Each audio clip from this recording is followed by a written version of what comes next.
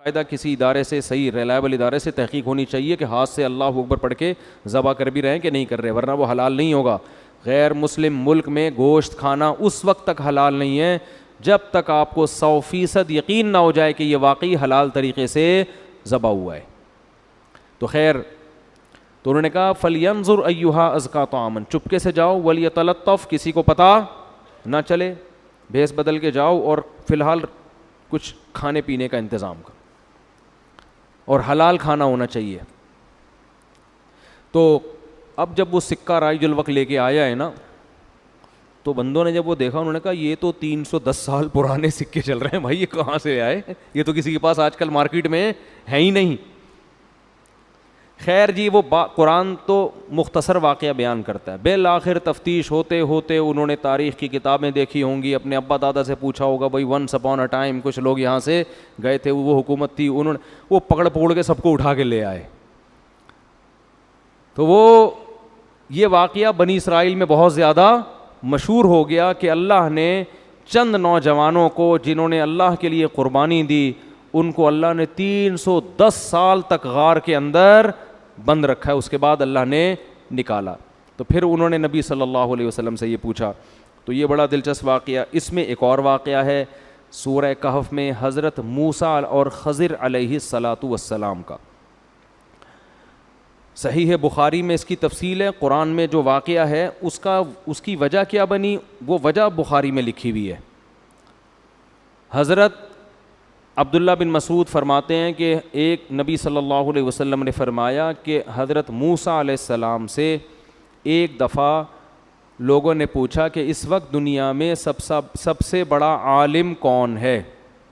موسیٰ علیہ السلام نے فرمایا میں, اور بات بالکل درست بھی تھی, پیغمبر سے بڑا تو دنیا میں کوئی نہیں ہوتا, لیکن اللہ کو آپ کا یہ انداز پسند نہیں آیا.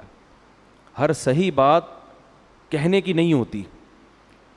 تواضع بہت بڑی چیز ہے. آج کل یہ تواضع مارکیٹ میں شارٹ, بس میں سب سے بڑا ہوں باقی سارے, حالانکہ آپ سب سے چھوٹے ہوتے ہیں. وہ بھی ایسا, وہ بھی ایسا, وہ جو کیڑے نکالتے رہتے ہیں نا بیٹھ کے, وہ بھی غلط, وہ بھی غلط, وہ بھی غلط, مجھ سے اللہ کام لے رہا ہے, اس کا مطلب آپ سے تو کام لے ہی نہیں رہا. تو موسیٰ کلیم اللہ اتنے بڑے, ان کی زبان سے یہ نکل گیا سب سے بڑا عالم کون ہے, میں. بات صحیح تھی لیکن اللہ کی طرف پھیرنا چاہیے تھا. تو اللہ نے آپ کو تنبیہ کی, فرمایا موسیٰ جو کچھ علوم میں نے دوسروں کو بھی دیے ہیں جو آپ کو نہیں دیے, تو جاؤ آپ ایک بندے ہیں ہمارے فلاں جگہ پہ, سفر کر کے چلے جاؤ, وہاں ایک بندے سے آپ ملاقات کرو تو آپ کو پتہ چلے گا کہ کچھ چیزیں اللہ نے ان کو ایسی دی ہیں جو آپ کو بولو نا نہیں دی. حضرت موسیٰ علیہ السلام اپنے خادم کو لے کے چلے گئے, اور اللہ نے بتایا کہ اس کی نشانی ہے کہ مچھلی ٹفن سے نکل کے سمندر میں زندہ ہو کے چلی جائے گی. کچھ نشانی بتائی کہ کچھ ایسا ہوگا. اب جب یہ وہاں پہنچے ہیں تو کہیں ایک جگہ کنارے پہ آرام کیا تو وہ مچھلی نکل کے زندہ ہو کے سرنگ بنا کے چلی گئی. اب جو ان کے خادم تھے نا وہ بھول گئے کہ ایسا ہوا ہے, اور صبح اٹھ کے پھر یہ آگے چلے, چلتے چلتے تھک گئے. حضرت موسیٰ علیہ السلام نے فرمایا آتینا غداءنا لقد لقینا من سفرنا ھذا نصبا, لاؤ بھائی دوپہر کا کھانا لے کر آؤ, اس سفر میں تو ہمیں بڑی تھکاوٹ ہو گئی ہے. پیغمبروں نے ناشتے نہیں کیے کبھی بھی. غدا کہتے ہیں 11 بجے کا کھانا. عربوں میں عادت تھی کہ 11 بجے کھانا کھاتے تھے دوپہر کا, پھر قیلولہ کر کے آرام کرتے, اور رات کا کھانا مغرب کے بعد کھاتے. یہ تمام صحابہ پیغمبروں کی سنت ہے. ناشتے کا لفظ قدیم عربی میں آپ کو ملے گا ہی نہیں. ناشتہ جو ہے نا گوروں نے انٹروڈیوس کروایا, یہ گوروں نے تعارف کروایا اس کا. سمجھتے نہیں ہو بات. یہ 2 ٹائم کھاتے تھے, اور گوروں نے صرف ناشتہ نہیں, گوروں نے ایسے کھانے ہمیں متعارف کروائے ہیں کہ ان سے ہماری صحتوں کی ایسی کی تیسی. مسلمان روٹی کھاتا تھا, گورے کے آنے کے بعد ڈبل روٹی کھا رہا ہے. اب بتاؤ روٹی نقصان دہ یا ڈبل روٹی؟ ڈبل روٹی. مسلمان روٹی کھاتا تھا, گوروں نے برگر متعارف کروایا. برگر, پیزا, یہ سب کہاں سے آئی ہیں؟ مسلمان لسی پیتا تھا, وہ واقعہ سنا, لسی پیو لسی, اور گوروں نے کیا, کولڈ ڈرنک. تو صحتوں کے برباد کرنے میں گوروں کا بہت بڑا دخل ہے. وہ الگ بات ہے پھر وہی بتا بھی رہے ہیں کہ یہ نقصان دہ, یہ ٹھیک ہے نا, خود ہی کہہ رہے ہیں چھوڑ دو یہ چیزیں, لیکن اب آپ نے ایسا چسکے لگا دیے کہ اب لوگ دنیا چھوڑنے کے لیے تیار ہیں, پیزے چھوڑنے کے لیے تیار نہیں ہیں. تو مسلمانوں کی خوراکیں 2 ٹائم ہوتی تھیں, وہ شام کو چائے میں ڈبو ڈبو کے کھانا, سموسے, یہ سب گوروں نے متعارف کروایا. مسلمان نہیں کھا, مسلمان 2 ٹائم. ہم نے اپنے بزرگوں کو دیکھا ہے, وہ بتاتے تھے ہم تو ناشتہ جانتے بھی نہیں تھے کیا ہوتا ہے, 11 بجے کھا کے سوئے. اچھا گورے میں قیلولہ نہیں ہے, یہ قیلولہ چھڑوایا ہم سے گوروں نے ہے. ہندوستان میں, افغانستان میں, ایران میں, پوری دنیا میں جہاں بھی مسلمان آپ کو ملیں گے, قدیم مسلمان سب دوپہر کھانے کے بعد سوتے تھے. گوروں نے جب ہندوستان پہ حکومت کی ہے تو قیلولے کا لفظ اور قیلولے کی عادت مارکیٹ سے نکال دی. سمجھتے نہیں ہو بات کو؟ تو کچھ چیزیں ہماری وراثت میں تھیں, ان کو لے لینا چاہیے. خیر اب عادی ہو گئے ناشتے کے, کر لیں آپ, منع نہیں ہے, لیکن پیغمبروں کی ہے. تو حضرت موسیٰ علیہ السلام نے فرمایا تھک گئے ہیں, کیا لے آؤ؟ کھانا لے کر آؤ. انہوں نے کہا اوڑے وہ مچھلی کھانی تھی, مچھلی تو ڈبکی لگا کے سمندر میں چلی گئی ہے. تو حضرت موسیٰ کیا کھا رہے تھے کھانے میں؟ فش. پیغمبروں کو اللہ غلط چیزیں, بولو نا کیا ہو گیا, نہیں کھلاتے. ایسا نہیں ہے کہ برگر لے آؤ بھائی, پاپے لے آؤ. پیغمبر بڑی سادہ اور اچھی خوراکیں کھاتے ہیں. ہمارے نبی کی خوراکیں دیکھ لو نا, کیسی صحت والی. تو وہ کہا کہ وہ تو فش نکل کے کہاں چلی گئی ہے. اچھا جھینگا بھی آپ کو نہیں ملے گا, نہ کسی صحابی سے ملتا ہے کہ جھینگا کھایا ہو کسی نے, نہ کسی تابعی سے ملتا ہے.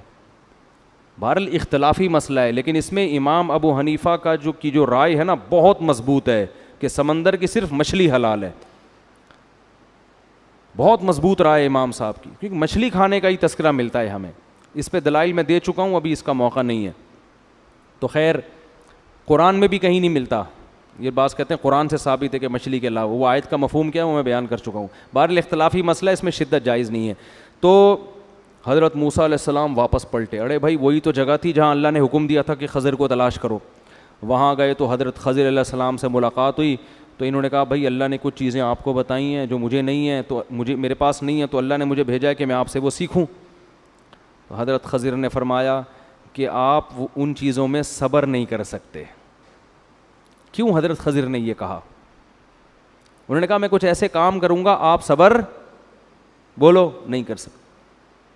حضرت خضر کو پتا تھا یہ ان کے پاس شریعت کا علم ہے, اور یہ کوئی بھی غلط کام دیکھ کر برداشت بولو نہیں کریں گے. اور ان کے لیے یہی ہے, جو علماء ہوتے ہیں, جو واعظین ہوتے ہیں, جو امت کے خیر خواہ ہوتے ہیں, وہ غلط کام دیکھ کر برداشت نہیں کرتے.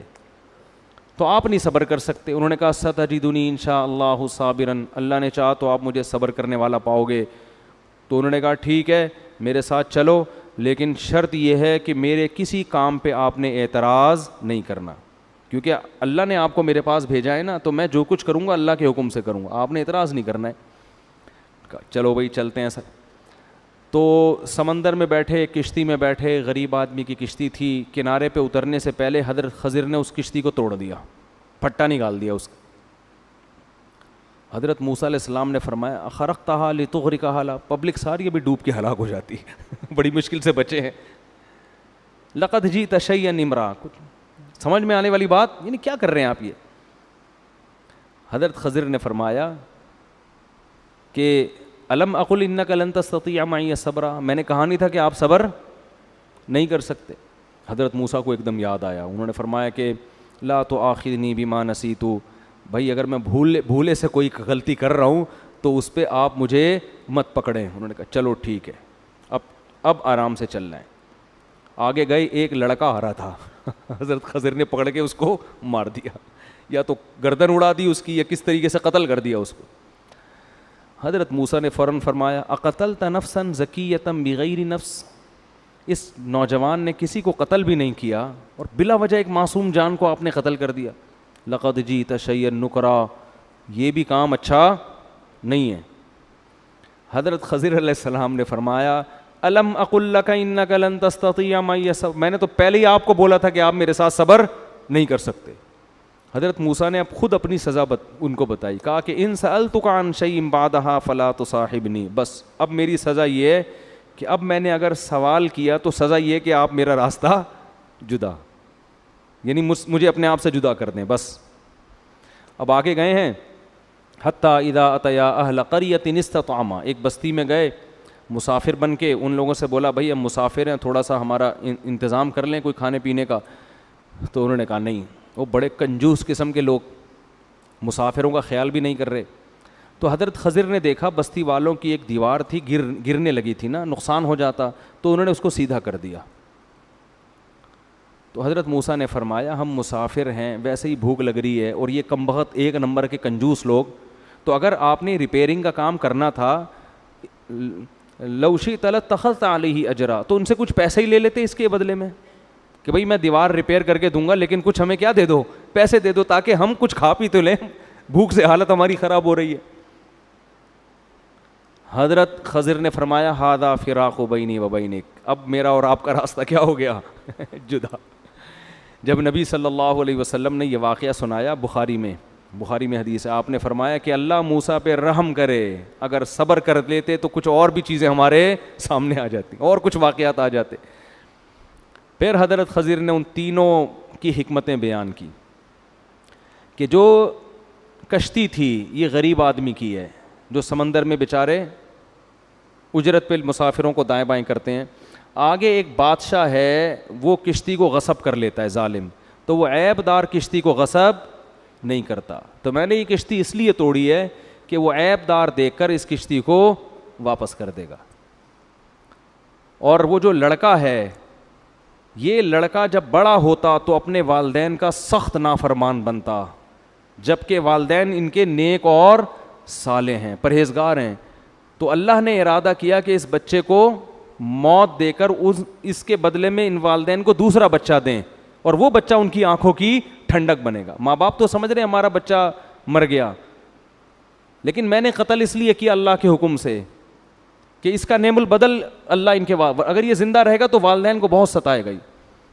اور رہا وہ جو بستی کا مسئلہ, دیوار کا, بستی میں اس دیوار کے نیچے خزانہ ہے, اور وہ خزانہ یتیم بچوں کا ہے, اور ان یتیم بچوں کا باپ بہت نیک آدمی. وَكَانَ أَبُوهُمَا صَالِحًا, ان کا باپ کیا ہے, وہ کیا ہے, وَأَمَّا الْجِدَارُ فَكَانَ لِغُلَامَيْنِ يَتِيمَيْنِ, دو لڑکے ہیں یتیم, ان کا والد نیک آدمی ہے. تو اللہ نے مجھے حکم دیا ہے کہ بھئی یہ خزانہ گر گیا تو یہ کنجوس قوم جو ہمیں فری میں کھانا کھلانے کے لیے تیار نہیں ہے, یہ تو سارے خزانے لوٹ لے گی. تو اللہ یہ چاہتے ہیں فَأَرَادَ رَبُّكَ أَن يَبْلُغَا أَشُدَّهُمَا, رب یہ چاہتا ہے کہ یہ جوانی کی دہلیز پہ پہنچے, ان کو پھر اطلاع ملے اور یہ خود اپنا خزانہ نکالیں. اب یہ بچے ان کے خزانے پہ قبضہ ہو جائے گا. ذَلِكَ تَأْوِيلُ مَا لَمْ تَسْطِع عَلَيْهِ صَبْرًا, اے موسیٰ یہ ان واقعات کی حکمت ہیں جن پر آپ صبر نہیں کر سکے. اس واقعے سے اسباق کیا ملتے ہیں, اس سے پتہ چلتا ہے. اچھا دیکھو, حضرت خضر کے پاس نہ علم غیب تھا اور نہ کوئی طاقتیں, اللہ نے بتا دیا کہ ایسا کریں اور اس میں حکمت یہ ہے, تو اس سے پتہ چلتا ہے. اور حضرت خضر کا مقام حضرت موسیٰ سے زیادہ نہیں ہے, سمجھتے ہو کہ نہیں سمجھتے؟ یہ ایسا ہی ہے جیسے اللہ بعض دفعہ فرشتوں سے کام لیتے ہیں تو بعض دفعہ انسانوں سے بھی کام لے لیتے ہیں. کام کرنے والا اللہ ہوتا ہے. فرشتے کی مثال ایسے ہوتی ہے جیسے کاتب کے ہاتھ میں قلم کاتب کی مرضی کے بغیر دائیں بائیں نہیں ہوتا, لہذا لکھنے کی نسبت قلم کی طرف نہیں ہوتی, رائٹر کی طرف ہوتی ہے. تو اسی طرح کہتے ہیں, ان چیزوں کو کہتے ہیں تکوینی امور. اس کائنات کو جب اللہ چلاتے ہیں نا تو کچھ تکوینی امور ہوتے ہیں, کچھ ایسے کام ہوتے ہیں جن کا شریعت سے تعلق نہیں ہے بلکہ ان کا اللہ کی حکمت اور مصلحت سے تعلق. تو یہ کام اللہ فرشتوں سے بھی لیتے ہیں, ان کو اختیارات نہیں دیتے. اسی طرح بعض دفعہ اللہ بعض انسانوں سے بھی لیتے ہیں مگر اختیارات ان انسانوں کے پاس نہیں ہوتے, لہذا وہ کام ان انسانوں سے مانگنا جائز نہیں ہے. جیسے ہم فرشتوں سے نہیں مانگتے نا, کیونکہ ہمیں پتہ ہے بارش فرشتہ تھوڑی دے گا, بارش کون دے گا؟ اللہ. ہاں وہ فرشتوں کے ذریعے دے دے. حضرت مریم کو جو بیٹا ملا اس میں جبریل کی قدرت نہیں ہے, قدرت کس کی ہے؟ اللہ کی. تو جبریل تو ایک ذریعہ بنے ہیں, اسی وجہ سے جبریل سے کبھی بھی اولاد نہیں مانگی جاتی, یہ شرک ہے. اب کوئی کہے جبریل آپ نے مریم کو شوہر کے بغیر بیٹا دے دیا, تو مجھے بھی, میری تو بیوی بھی ہے, ہم دونوں صحت بھی ہیں, رپورٹیں بھی بالکل کلیئر آ رہی ہیں, سب کوئی بیماری بھی نہیں ہے, تو اے جبریل آپ ہمیں بیٹا دے دیں, تو یہ کیا ہو جائے گا؟ کفر, یہ شرک, کیونکہ جبریل کو بیٹا دینے کا اختیار نہیں ہے. تو اسی طرح خضر علیہ السلام کو بھی یہ اختیارات نہیں تھے, بلکہ اللہ نے کسی خاص موقع پہ ان کو بتا دیا کہ یہ کام میں یہ حکمت ہے, آپ یہ کر دیں. تو اس لیے علماء کہتے ہیں کہ اللہ کی طرف سے ایسا نظام ہوتا ہے کہ غیب سے اللہ تعالیٰ لوگوں کے حالات بگاڑ بھی رہے ہوتے ہیں اور بنا بھی رہے ہوتے ہیں. تو اس میں ہمیں کیا سبق ملتا ہے کہ اللہ اپنی مخلوق سے غافل بولو نہیں. اب وہ دیکھو بچے کو مار کے چلے گئے, اب ماں باپ تو رو رہے ہوں گے, ہائے ہمارا چھوٹا سا بچہ پتہ نہیں کیسے مر گیا, ہائے ہائے یہ ہو گیا. ان کو پتہ نہیں بھائی اللہ نے آپ کے لیے یہ بہت اچھا, یہ بہت ہو قتل بھی کر دیتے ہیں بچے بڑے ہو کر ماں باپ کو. اسی طرح وہ جو دیوار صحیح ہو گئی, تو اب وہ لوگ تو سمجھ رہے ہیں قوم کے لوگ, یار ہم تو ایک نمبر کے کنجوس, مگر ہماری دیواریں پھر بھی فری میں کیا ہو رہی ہیں؟ صحیح ہو رہی ہیں. تو تمہیں نہیں پتا کہ یہ جو دیواریں صحیح ہو رہی ہیں اصل میں تم کمبختوں کے ظلم سے یتیموں کو بچایا جا رہا ہے. اور یہ بھی کہ یتیموں کے لیے صحیح ہو رہی ہیں, ہر ایک کے لیے نہیں, ان یتیموں کے لیے جن کے والد نیک آدمی. تو پتہ چلا آپ کے والدین اگر نیک ہیں یا آپ اگر نیک ہیں تو غیب سے اللہ کیسے آپ کے بچوں کے لیے انتظام کرتا ہے. نہیں آ رہی بات؟ کیسے غیب سے انتظامات ہوتے ہیں آپ کے لیے. تو تقویٰ للہیت اپنے اندر پیدا کرنی چاہیے. اللہ کسی کو بھی خضر بنا کے بھیج سکتا ہے, خضر کو نہ بھی بھیجے. خضر علیہ السلام تو انتقال ہو گیا, بہت سے کہتے ہیں زندہ ہیں, واللہ عالم, ہمارے پاس کوئی ان کی زندگی کی کوئی دلیل نہیں ہے. بعض لوگ کہتے ہیں ہماری ملاقات ہوئی ہے تو پھر ان سے آپ پوچھ لیں جا کے, میری تو اب تک ایسی کوئی ملاقات ہو نہیں سکی. حضرت عیسیٰ کی حیات پر تو دلائل قائم ہے, حضرت خضر کی حیات پر کوئی قرآن و سنت میں کوئی دلیل نہیں ہے. تو اللہ کیسے غیب سے کیا کرتے ہیں؟ انتظام. کیسے اللہ تعالیٰ نے غیب سے انتظامات کیے ہیں ان کی نیکی کی وجہ سے. تو آپ اگر نیک ہیں تو اللہ پتہ نہیں کہاں کہاں سے آپ کے غیب سے آپ کے بچوں کی مدد کرے گا, بچوں کی نہیں تو بچوں کے بچوں کی. تو یہ خاندانی اثرات نسلوں میں چلتے ہیں. تو یہ ہمیں اسباق ملتے ہیں. وقت کافی زیادہ ہو گیا ہے اور اس میں اور بہت سارے حضرت ذوالقرنین کا واقعہ ہے, پھر وہ انشاءاللہ بعد میں. سبحانک اللہم و بحمدک نشہد ان لا الہ الا انت نستغفرک و نتوب الیک.